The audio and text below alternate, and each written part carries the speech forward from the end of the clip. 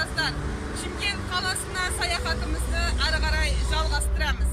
Біз бүгін Бәйдібек би ескерткішінің алдында және алаңында жүрміз. Біз қазір қаламыздағы тағы да бір шырайлы жерлердің бірі Бәйдібек би ескерткішінің қасында тұрмыз.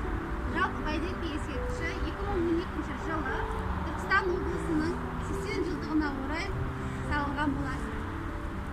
Ескерткішіміздің биіктігі 23 метрге құрайды, яғни өзінің биіктігі 10 метрге жуық. Салмағы 9 тонна. Сонымен қатар ескерткіштің тағы бір салынған кездегі таңғаларлық жағдай 20 күн ішінде салынған ескерткіштердің бірі. Ол еліміздегі ең биік, сонымен қатар дүние жүзіндегі ең биік ескерткіштердің қатарынан саналады. Құрметті ұстаздар, Бәйдібек атамыздың тарихына тоқталатын болсақ, Бәйдібек Қарашаұлы 6 және 7 ғасырларда өмір сүрген.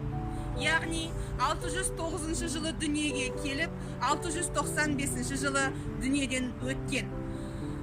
Ұлы жүздің Үйсін тайпасының бірлестігіне кіретін Сарыүйсін, Шапрашты, Ысты, Ошақты, Суан, Албан тайпалары Бәйдібек атамызды өздерінің түп атасы деп біледі.